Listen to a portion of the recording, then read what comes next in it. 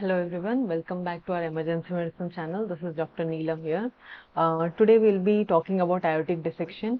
Aortic dissection, it is a type of acute aortic syndrome, though a rare one, but identifying one is very challenging in an emergency department, and if diagnosis is missed or if there is delay in diagnosing, it may be devastating for the patient. So let's see what is aortic dissection, and we'll be talking about the diagnostic approach and management in emergency department.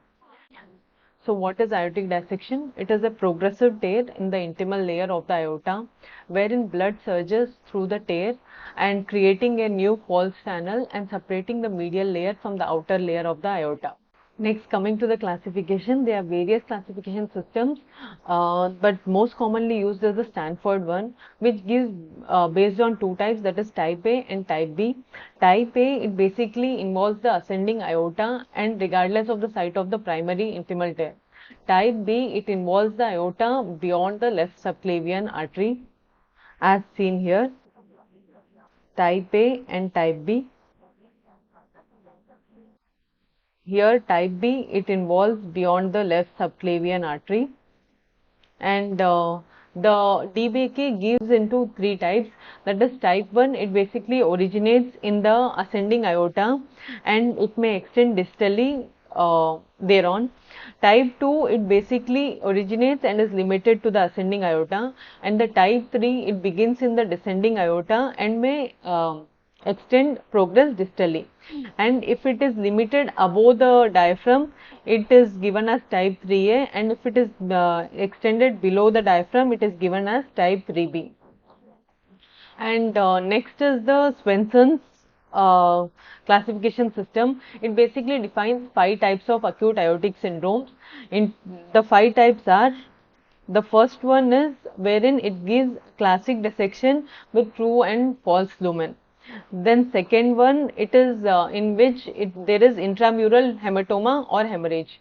The third one is a subtle dissection without hematoma, and the fourth one is an atherosclerotic penetrating ulcer, and the fifth one is the iatrogenic or traumatic dissection. So this is about the classification, and it is also classified based on the etiology into 3 types. Basically, the first one is the degenerative type or sporadic type. The second one is the traumatic type, and the third one is genetic. So based on etiology, it is classified into 3 types, and based on the duration of dissection, it is given as hyperacute, acute, subacute and chronic. What is hyperacute? When it is less than 24 hours, and what acute is 1 to 14 days, and subacute is given as 15 to 90 days, and chronic is given when it is more than 90 days. So this classification is based on the duration of the aortic dissection. Next, coming to the risk factors, basically first main risk factors are the inherited reasons, that is due to Marfan syndrome, Ehlers-Danlos syndrome, Turner syndrome or familial aortic dissection, wherein the aortic wall stress caused by either by hypertension, cardiovascular disease, previous surgeries, arthritis, aortic dilatation or aneurysm, wall thinning or cocaine abuse. All these risk factors basically cause a shear stress on the intima, leading to the weakening of the aortic wall in susceptible patients. In these susceptible patients, leading to tear in the intimal layer. Following this, which blood flow into the intima media layer, forming a false lumen. This dissection can further progress either proximally or can extend distally, and can cause branch obstruction and ischemia of the affected territory, that is coronary artery or spinal arteries or visceral organs, leading to ischemia of the respective area. The proximal dilatation can also cause aortic dissection, rupture and cardiac tamponade. So this is how progression of the aortic dissection happens.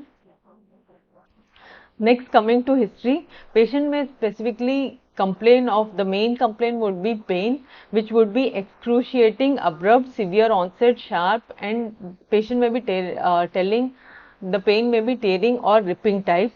The pain may be specifically on the anterior chest. It can be over the neck, jaw, in the interscapular area, or pain in the lumbar area or abdomen based on the area of the aorta involved. Next, patient may have nausea, vomiting, lightheadedness. Patient may have syncope. Syncope is also common and may be due to hypovolemia, arrhythmias, MI, or increased vagal tone. It often indicates the development of cardiac tamponade or involvement of the brachiocephalic vessels. Neurological symptoms, patient may complain of patient may have focal weakness or change in mental status. Patient may have limb paresthesia, pain or weakness due to spinal artery involvement. Specifically, a combination of chest pain or back pain or new or evolving neurological deficit one must think of diagnosis of aortic dissection. Next, coming to physical examination, patient may have severe hypertension refractory to medical therapy. This hypertension may occur if the dissection involves the renal arteries. Patient may have hypotension if at all either the dissection has progressed into the pericardium with resulting pericardial tamponade or hypovolemia has occurred following the rupture through the adventitial layer. And pseudo hypertension, it may be it results from the interruption of the blood flow to the subclavian artery. Next is patient may have due to the progression of the aortic dissection proximally, patient may go into pericardial tamponade, wherein we have to see the findings like there will be jugular venous distension, patient may have muffled heart sounds, tachycardia. If at all aortic valve is involved, patient may develop aortic regurgitation, wherein patient will have a diastolic murmur associated with wide pulse pressure, hypotension, and or may have heart failure. And a rapid bedside pulse examination can provide important information in the diagnosis of aortic dissection. So, examination of pulse is very important. We have to see pulse on both the arms and even the lower limb. Patient may have pulse deficit and discrepancy in blood pressure between the limbs, that is more than 20 mmHg of the systolic blood pressure may be there. Patient may have stroke, ischemic paresis or ischemic peripheral neuropathy, and if visceral arteries are involved, patient may have mesenteric ischemia, renal failure or lower extremity ischemia may be seen. So, next coming to the differential diagnosis. So, it is very important to rule out other life-threatening causes of chest pain, that is acute MI, pulmonary embolism, pericarditis, tension pneumothorax, cardiac tamponade, mediastinitis due to esophageal rupture. So, these are the life-threatening causes which have to be ruled out. So, next coming to the diagnostic testing, one must, these are the tests which has to be done, that is D-dimer, ECG, chest X-ray, transthoracic echocardiography, transesophageal echocardiography, CT aortography, MRI. So, we shall be dealing one after one. So, first starting with X-ray, what are the findings on X-ray one has to appreciate. Usually chest X-rays are normal in most of the aortic dissection, but these are the findings which one can appreciate rarely. The patient may have widened mediastinum, that is more than 8 to 8.8 centimeter at the level of aortic knob. Patient may have double aortic counter. Irregular aortic counter may be seen. Inward displacement of the atherosclerotic calcification, that is more than 1 centimeter from the aortic margin, can be seen. There may be obscuration of the aortic knob as seen here. There may be deviation of the mediastinal structure, specifically the esophagus or NG tube to the right and trachea to the right. There may be displacement of the left main bronchus inferiorly. There may be increased thickness of the left and or the right paratracheal stripes. There may be apical capping, particularly on the left side. So, these are the X-ray findings which one has to see carefully. Next, coming to our bedside ultrasound, in an emergency department, it is very important, wherein we can get a clue of aortic dissection. Transthoracic echocardiography, it is mainly very underutilized bedside tool that can provide information in patient presenting with suspected aortic dissection. It has been used to diagnose acute aortic dissection. It can be used as a screening tool. So transthoracic echocardiography, it is especially useful in identifying pericardial effusion from the proximal dissection. We can also see severe aortic root dilatation, which gives a clue of type A dissections. Patient may have regional wall motion abnormality if the aortic dissection is progressed proximally, and patient we can appreciate aortic regurgitation, and or we can see even an intimal aortic flap. So what are the windows that we can use? Basically, we can appreciate the best window is the parasternal long axis view, in which we can see the root of aortic root dilatation. Aortic root dilatation should be measured.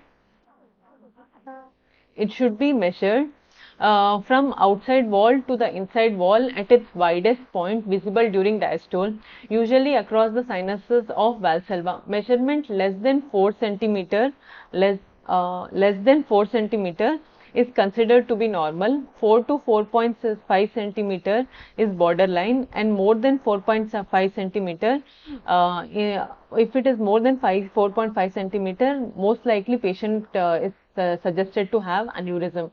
So this aortic root dilatation can be used as a screening tool to rule out proximal aortic dissections.